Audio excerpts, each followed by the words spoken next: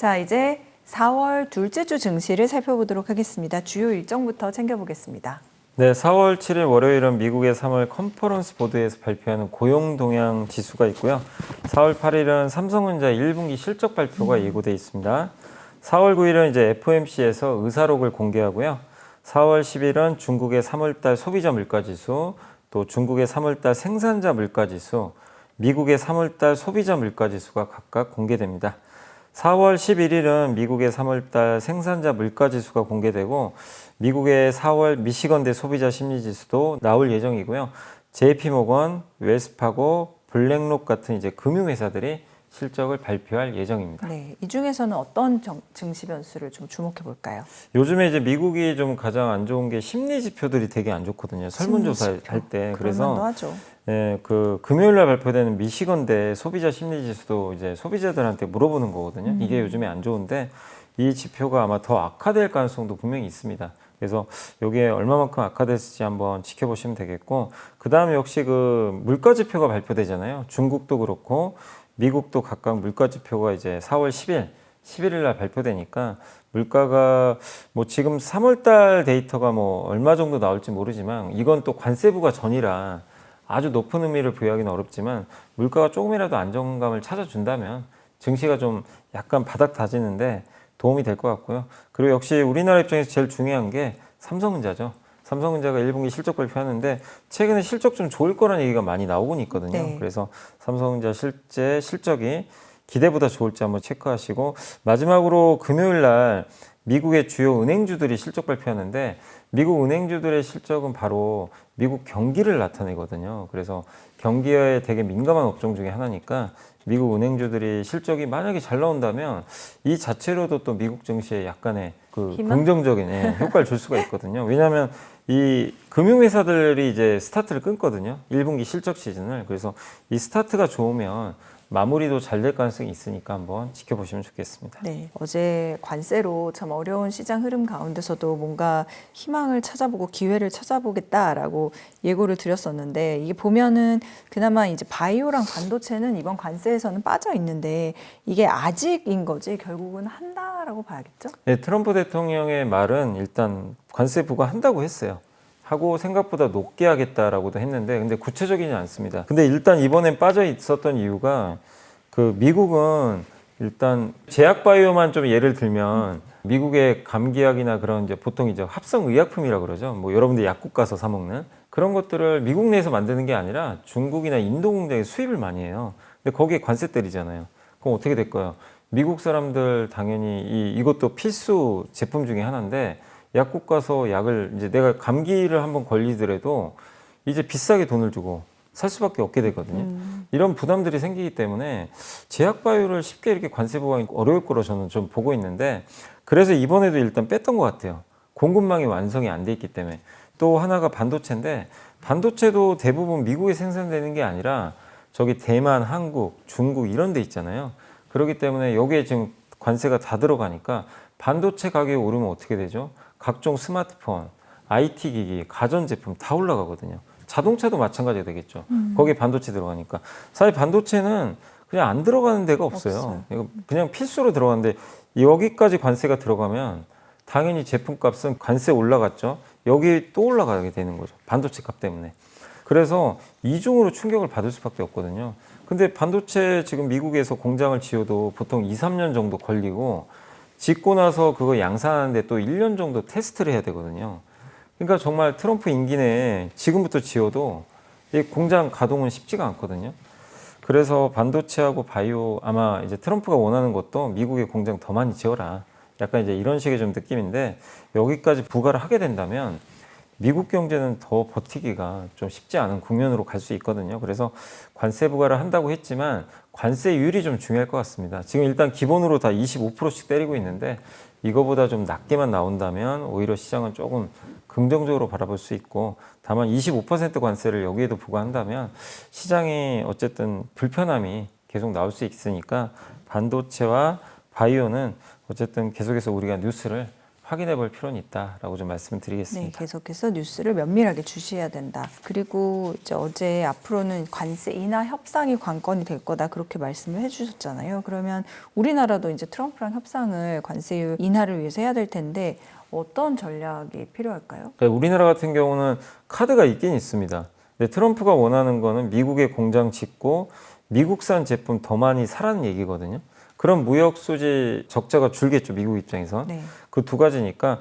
근데 그런 정책으로 좀 봤을 때 우리가 받아들일 수 있는, 그러니까 우리가 제시할 수 있는 카드 중에 하나는 얼마 전에 그 현대차가 31조 원 투자한 것처럼 그런 이제 다른 대기업들의 미국에 대규모 투자를 하겠다라는 그런 발표가 좀 필요는 할 것 같아요. 근데 기업들 입장에서 물론 부담은 되겠지만 이 카드에서 하나 중요한 게 어쨌든 미국에 공장 짓는 거거든요.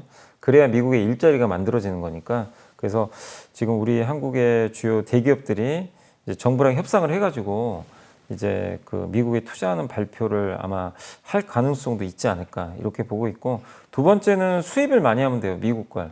근데 우리나라에서 미국 거 수입할 때 가장 좋은 게 LNG입니다. LNG는 미국 게 제일 싸거든요. 그래서 맞아요. 미국산을 많이 되도록 많이 가져오면 좋죠. 그러면 이번에 관세율을 일부에서 말씀드렸죠. 되게 황당한 계산으로 관세를 때려버렸잖아요. 그래서 만약에 우리가 LNG 수입을 많이 하면 그 계산식이 바뀌어버릴 수가 있어요. 무역수지 그렇네요. 예, 적자폭이 줄어들 네, 수 있으니까. 적자폭이 줄어드니까. 그래서 우리 입장에서는 제일 좋은 카드는 단기간에 제일 좋은 카드는 LNG 대규모 수입이에요. 요걸 해주면 돼요, 사실은. 근데 이거는 우리한테도 이득이잖아요, 사실. LNG 다른 호주나 이런 데 수입하는 것보다는 가격도 저렴하니까. 근데 이제 우리 입장에서 좀 부담스러울 수 있는 거는 만약에 미국이 농산물이나 지금 30개월 이상 된 소고기는 수입을 안 하거든요. 이런 거라든가 방위비 분담금을 인상한다거나, 이건 사실 정부 입장에서 쉽지 않은데 이런 것까지 만약에 미국이 요구를 해버리면 정부 입장에서도 굉장히 이거 선택하기 좀 난감할 수 있거든요. 그래서 일단 지금으로서는 가장 유력한 건 미국에서 LNG 대규모 수입하는 거, 그 다음에 우리나라 기업들이 일단 어쨌든 형식적으로라도 이 미국에 투자하겠다라는 네. 걸 좀 밝히는 거. 현대차처럼. 이 두 가지가 좀 있으면 그래도 관세율이 좀 낮아지지 않을까. 왜냐하면 베센트 장관도 협상에 따라 달라질 수 있다고 했기 때문에 이런 부분들은 한번 우리가 카드를 내밀지 지켜봐야 되겠습니다. 이번 이 상호 관세에 대해서 증권사들의 의견은 어때요? 증권사들의 의견 이제 몇 가지 좀 이제 품목도 있고 뭐 내용들 한번 좀 말씀드릴게요. 신영증권의 정유경 연구원님은 의약품은 일단 제외됐다. 그래서 의약품은 큰 타격이 없을 거라고 좀 적어주셨고, 설사 관세가 부과돼도 합성의약품은 중국, 인도 중심으로 생산되기 때문에 국내 제약바이오랑은 전혀 상관이 없다. 이렇게 언급을 해주셨고, 그다음 바이오 의약품 같은 경우는 다수의 국내 기업이 생산해서 미국에 판매하거나 미국 고객사에 이제 공급을 하고 있어서 연관성은 있는데, 우리나라가 지금 제일 많이 하고 잘하는 게 CDMO라고 약을 위탁받아서 만든 다음에 이제 그 넘겨주는 그런 제조업 비즈니스를 하고 있는데, 이거를 만약에 이제 삼성바이오로직스가 미국 기업으로부터 수주를 받아서 이걸 만들어요. 만든 다음에 이제 미국으로 보낼 때 아마 수익 관세가 붙게 되겠죠. 네. 바이오면. 근데 그 관세를 누가 떠안냐 이거예요. 이 관세는 아마 그걸 발주한 그 제약회사가 떠안겠죠. 삼성이 떠안는 것보다는. 삼성은 그냥 만들어주기만 하는 회사이기 때문에 그런 관점에서 보면 이 대형 바이오 의약품 CDMO 같은 경우는 영향이 좀 제한되지 않겠냐 이렇게 좀 보고 있는 것 같습니다. 그래서 실제 의약품은 조금 영향 크지 않을 것 같다. 이런 좀 내용을 제시해 주셨고, 반도체는 영향이 좀 불가피하다고 합니다. 한화투자증권의 김강진 연구원님이 직접 관세 부과 대상은 지금 빠졌는데 반도체는 아까도 설명드린 데 이게 중간재거든요. 그래서 안 들어가는 데가 없어요. 그렇기 때문에 영향은 좀 불가피하다. 이렇게 좀 적어주셨고, 단기적으로 어쨌든 좀 피해는 있을 수밖에 없지만 삼성과 하이닉스 주가에는 이런 부분들이 그렇다고 반영이 안 된 게 아니라 일정 부분은 반영이 돼 있고 주가가 워낙 좀 저평가돼 있기 때문에 여기서는 좀 지켜보자는 그런 의견인 것 같습니다. KB증권의 이은택 연구원님은 이번 이제 관세 발표에 대해서 뭐라고 했냐면요. 네. 미국 제조업 부흥을 우선순위로 천명했다. 트럼프 대통령이 그 얘기를 해주셨고, 지금 미국은 제조업 생산 능력이 많이 떨어져 있거든요. 그래서 이걸 이제 키우기 위해서 관세를 부과했다. 이렇게 보시면 되겠습니다. 그래서 제조업 생산 기지로 매력이 없는 미국을 매력 있는 제조업 국가로 만들기 위한 하나의 전략이다. 여기서 핵심은 미국의 공장을 많이 지어야 되니까 미국이 공장 지을 때 필요한 것들이 있잖아요. 로봇, 또 전력 같은 원전, 건설 이쪽의 수요는 오히려 증가할 수도 있다. 이런 내용을 해주셨습니다. 그래서 일단 이게 안 좋은 뉴스는 맞지만 미국이 공장을 지을 때 수혜받을 수 있는 섹터도 한번 염두에 두자 이런 내용을 말씀해 주셨고 마지막으로 한화투자증권의 투자전략팀에서는 미국의 25% 한국 관세부가 영향에 대해서 적어주셨는데 한국의 수출이 약 10% 정도 감소할 거래요. 그러면 경제 성장률은 마이너스 0.2%포인트 낮아지게 됩니다. 이렇게 되면 우리나라 경제 성장률은 1% 초반까지 떨어질 가능성이 있는 것 같아요. 그래서 채권 같은 경우는 이미 선반영이 됐기 때문에 금리가 더 떨어지지는 않을 것 같고요. 주식도 지금 안 좋지만 PER이 지금 8배, PBR이 0.8배 수준이 2,350포인트라고 합니다. 그러니까 얼마 남지는 않았어요. 그만큼 이미 많이 빠져있기 때문에 너무 두려움을 갖지 말자.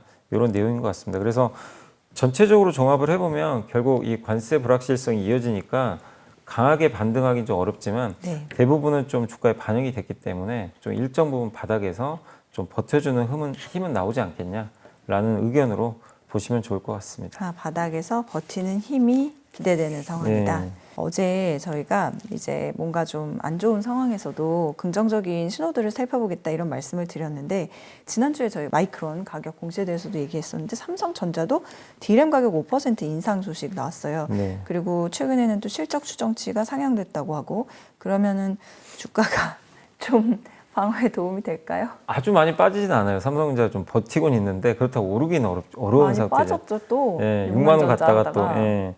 근데 어쨌든 이제 관세 충격 때문에 안 빠질 수는 없는 상황인데 상대적으로는 좀 버티고 있다 이렇게 보시면 되겠고. 근데 이번에 가격을 5% 인상하는 이유가 좀 미리 사두자라는 수요가 좀 있는 것 같아요. 왜냐하면 관세부가 전에 반도체 아직 관세부가 안 했잖아요.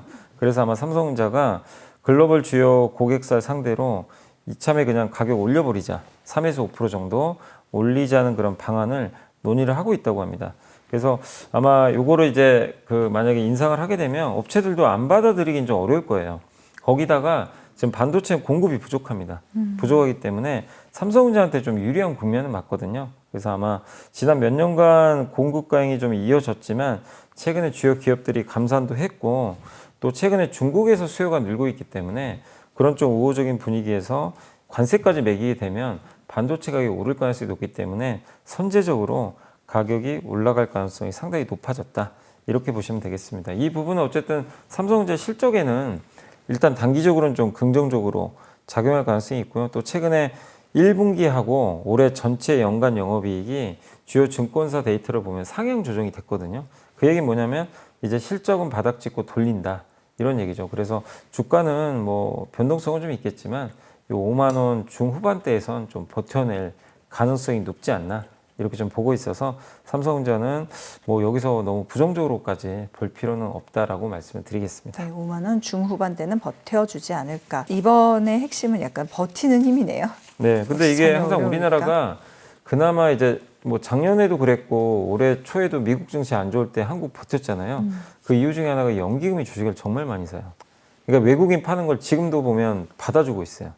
연기금이 아직은 우리나라 주식 비중이 목표치에 미달해 있거든요. 그래서 아마 연기금이 주가지수 빠질 때마다 계속 살 가능성이 있거든요. 그래서 그 부분만 본다면 좀 방어해 줄 가능성은 뭐 여력은 있다 이렇게 보고 있습니다. 네, 방어 여력은 아직은 있다.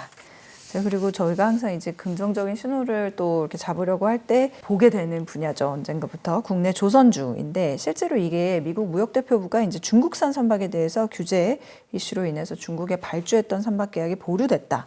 이런 보도가 있었어요. 그러면 중국에 대한 선박 규제는 현실화되는 것 같고 이거는 국내 조선주에는 호재가 되겠죠? 네, 국내 조선주에는 당연히 호재가 될 수밖에 없고요. 그러니까 지금 중국산 컨테이너선이나 이런 선박에 대해서 미국에 들어오면 항만세를 내라는 거죠.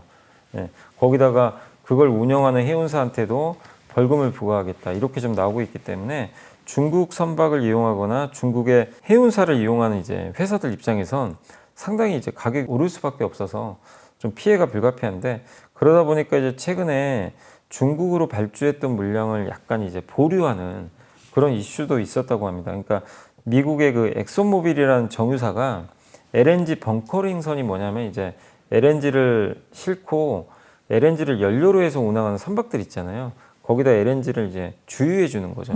주유하는 선박인데 연료를 그 선박 두 척을 일단 발주를 했었는데 이번에 계약 진행을 보류했다고 합니다. 그 얘기는 결국 이제 미국 때문에 중국 선박 규제하니까 이 미국 회사 입장에서는 좀 부담스러운 거죠. 이게 이제 들어올 때마다 만약에 미국으로 들어올 때마다 벌금 내야 되거든요. 이 선박을 이용을 하게 되면. 네. 그래서 아마 이렇게 되면 그 물량이 한국으로 들어올 가능성이 상당히 높아지겠죠. 그래서 이런 이제 이슈가 좀 최근에 나왔는데 이게 중국 선박 규제가 일단 이제 말로만 있는 규제가 아니라 실제로 이제 현실화되면서 조선주들 수주에는 상당히 도움이 될 수 있는 그런 내용들이 서서히 나오고 있습니다. 그래서 한국 조선주 뭐 최근에 조금 이제 변동성은 있겠지만 중국 선박 규제는 굉장히 장기적으로 호재가 될 가능성이 높다라고 말씀을 드리겠습니다. 그리고 한국은행이 이제 우리나라 서학 개미들에 대해서 너무 미국 주식만 투자하고 또 뭐 M7 또 레버리지 ETF 이런 데 집중되어 있는 거에 대한 경고를 보냈는데 이건 결국 자산을 좀 다양하게 배분하라 뭐 이런 내용이잖아요. 근데 사실 네. 이게 쉽지가 않죠, 말처럼. 네, 그 이거 동의하세요? 저는 당연히 동의할 수밖에 없고요. 그래서 당연히 네. 동의는 하는데. 근데 이게 서학개미 분들이 이렇게 할 수밖에 없었던 게 지난 2년간 미국 증시가 너무 좋았어요. 그러니까 당연히 그쪽으로 쏠릴 수밖에 없었고 뭐냐면 개인 투자자가 이제 해외 주식에 투자를 많이 했잖아요, 예전부터. 근데 2019년도에 개인 투자자의 해외 주식 비중 중에서 미국 비중이 58.2였거든요. 절반 정도. 나머지는 중국이나 일본이 좀 많았어요. 근데 지금 작년 3월 기준으로는 90.4입니다. 거의 그냥 미국으로 다 집중해버린 거예요. 와. 이 두 나라를 버리고 그냥 미국으로 가버린 거죠. 근데 그럴 수밖에 없었죠. 근데 아마 작년 말 기준으로는 데이터가 안 나왔는데 더 많이 늘었겠죠. 미국이 작년에 워낙 좋았잖아요. 근데 여기서 상위 50개 종목의 투자금의 70%가 집중돼 있대요. 근데 이 중에서도 상위 50개 종목 중에도 미국 상장 종목 비중이 96.5. 그러니까 미국 기업이 96.5% 비중이에요. 그러니까 미국만 투자하고 있다. 이렇게 보시면 될 것 같고, 그리고 주로 M7하고요. 그 레버리지나 인버스 ETF 같은 그런 좀 약간 고위험 네. ETF를 많이 하는데, 근데 여기서 이제 경고했던 건 뭐냐면 2021년도에 이제 이렇게 미국 주식 투자해서 개인 투자들이 24.1% 수익을 냈대요. 이것까지는 좋은데 22년도에는 개인 투자들이 얼마를 까먹었냐면 그때 이제 나스닥 폭락할 때죠. 마이너스 40% 까먹은 거예요. 지수가 20% 빠졌는데 그 마이너스 40% 까먹게 된 거예요. 그 이유는 뭐냐면 2배짜리 이런 거 있잖아요. 두세 배짜리 뭐 TQQQ 이런 거 네. 있잖아요. 이런데 이제 집중 투자를 하다 보니까 좀 안 좋다는 거죠. 근데 지금 올해 초도 미국 증시 고점 이후 하락 국면에서 M7 주가가 지금 상당히 안 좋잖아요. M7뿐만 아니라 레버리지 ETF도 지금 너무 성과가 안 좋기 때문에, 근데 이런데도 불구하고 미국 주식을 최근에 45억 달러, 우리나라 돈으로 한 6조 원 정도를 계속 저가 매수를 했다고 합니다.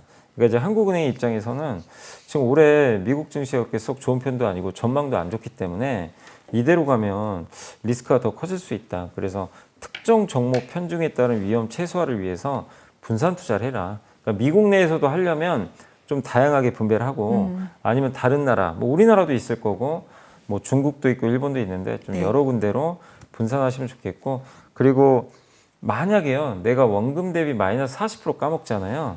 S&P 500이 1년에 평균 한 6% 오른대요. 그러니까 만약에 나 S&P 500으로 정 안 돼서 나 여기서 만회하겠다. 그렇게 해서 S&P 500을 들어갔다면 이 원금 6.6% 정도 수익이 매년 난다고 가정하면 원금 회복하는데 8.6년이 걸린대요. 그러니까 40% 까먹은 이 원금을 회복하는데 그만큼 오래 걸린다는 거죠. 그래서 여기서 강조하는 건 너무 고위험 상품에 투자하기보다는 좀 안정적으로 분산 투자하자. 이런 내용이니까 뭐 저도 올해는 당연히 여기에 동의라는 게 미국만 좋았던 시절은 끝난 것 같아요. 확실히 지금 이번 관세 정책도 사실 미국 기업이나 소비자가 제일 많이 피해를 보거든요. 그런 걸 보면 미국 외 지역으로 분산하는 게 당연히 맞지 않나 이렇게 생각을 하고 있습니다. 이게 한국은행 보고서에서 나왔던 내용인가요? 블로그에 올렸어요. 아, 블로그에. 한국은행. 네. 왜냐하면 이제 특히 20, 30대 분들이 미국 주식을 많이 하시는데 어떻게 보면 좀 약간 경고를 한 거죠. 너무 한쪽에 편중된 것 같다. 그렇죠. 어제 뭐 펭귄이 사는 나라에도 관세가 매겨졌다 뭐 이런 얘기 했는데 진짜 어느 나라 어떤 증시도 관세 충격을 피할 수는 없을 것 같고, 그럼에도 불구하고 좀 피할 수 있는 피난처 같은 섹터가 있을까요? 근데 이게 단순히 생각해 보시면 뭐 주로 내수 기업이죠. 내수 기업들. 관세에 영향 없기 때문에 가장 핵심 중에 하나는 이제 건설업종. 건설업종은 국내 거의 대표적인 내수이기 때문에 우리나라 그렇다고 또 해외 미국 쪽에 건설을 수출하진 않거든요. 미국 내에는 이 자체적인 건설사들이 있기 때문에 그래서 건설은 거의 영향이 없다고 보시면 되겠고 또 엔터도 마찬가지죠. 엔터도 역시 그 올해 실적도 좋아지지만 음원 같은 게 무관세니까요. 또 게임도 마찬가지입니다. 게임에 뭐 관세를 부과하지는 않거든요. 그렇기 때문에 게임 같은 경우도 관세 무풍지대가 될 가능성이 높고 또 조선과 방산도 어떻게 보면 우리나라 방산이 미국에 무기 수출하지는 않거든요. 주로 유럽이나 중동에 수출하니까 이거는 관세랑 아무 연관이 없고 조선업종도 마찬가지죠. 지금 배에다가 뭐 관세를 부과하는 부분도 아니고 어쨌든 또 미국 입장에서는 배가 많이 필요하기 때문에 조선주도 여기서 비껴갈 수 있다. 그리고 마지막으로 지금 경기가 안 좋아지고 이러면 사람들이 결국엔 옷이나 이런 의류 소비는 줄이겠죠. 내가 옷을 지금 그럼 1년 후에 살까? 실제 룰루레몬 같은 데는 지금 CEO가 매장에 사람들이 예전보다 안 온다고 합니다. 그러니까 이제 줄이는 거죠, 지출을. 관세 소비를, 때문에. 네. 근데 먹거리는 우리가 안 먹을 수는 없어요. 그렇죠. 그래서 사실 지난 목요일 날 미국장이 폭락하는 날 코카콜라는 무려 3%가 올랐어요. 주가가 반대로. 그 얘기는 음식료도 역시 피난처란 얘기죠. 그래서 우리나라에도 이제 대표적인 음식료 업체들은 좀 피난처가 좀 될 수 있지 않을까 이렇게 생각을 하고 있습니다. 자, 그러면 또 보고서 하나 남았죠? 일요일 순서 보고 마무리하도록 하겠습니다. 네, 하나투자증권의 한상희 연구원님이 제목이 금 팔고 철강 사자 이런 내용인데 요새 금이 너무 뜨겁잖아요. 근데 금이 뜨거울 수밖에 없는 게 이 관세 피해에 따라서 금은 오히려 더 좋을 수밖에 없는 그런 상품 중에 하나죠.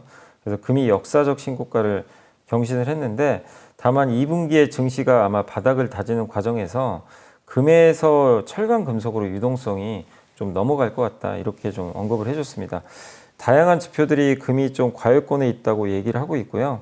특히 해외에서 생산된 철강 제품에 이제 관세가 부과되면 미국 내에서 생산하는 철강은 오히려 수혜를 받게 되겠죠. 네, 그렇기 때문에 미국의 가동률이 올라가게 될 거고 또 여기다가 중국의 부양책과 감산까지 맞물리면서 가격이 오를 것 같다. 그러니까 미국도 가격이 오르고 중국도 감산을 지금 일단 하고 있거든요. 그럼 중국 쪽에서 감산을 하게 되면 글로벌 철강 가격은 올라갈 가능성이 좀 높은 거죠.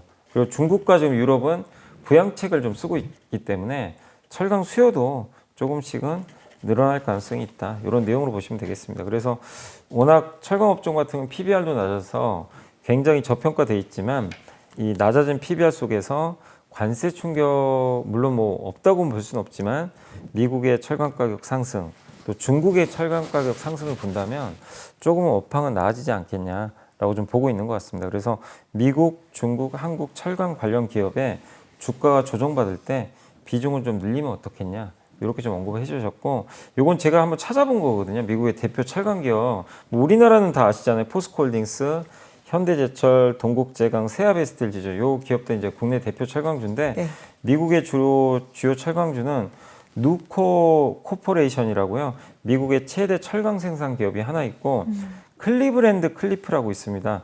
북미에서 이제 아변 철강을 생산을 하는 기업이고요. 그다음에 스틸 다이내믹스는 재활용 철강 제품을 생산을 하고 있고 유나이티드 스테이트 그러니까 US 스틸이죠. 여기는 슬래브, 판재, 강판, 튜브 각종 다양한 그 철강들을 생산하고 있는데 이 회사들은 이제 어쨌든 미국 내에서 만들고 있기 때문에 관세 피해가 사실 없습니다. 그래서 오히려 수혜를 받을 수 있는 기업들 중에 하나죠. 그래서 철강주를 오히려 좀 긍정적으로 보자는 내용이니까 참고하시면 좋겠습니다. 네, 그야말로 참 어려운 시장 흐름 속에서 또 절망하고만 있을 수는 없기 때문에 그나마 괜찮은 희망 찾기들을 연불리 이사님과 함께 해봤습니다. 네, 4월의 시작입니다. 뭐 정리될 것들은 또 정리되고 앞으로 나아가야겠죠. 불안정이 해소되고 있다고 하셨으니까 희망을 가지고 봄을 맞고 기지개를 키셨으면 좋겠습니다. 저희는 다음 주에 다시 뵙겠습니다. 이사님 감사합니다. 감사합니다.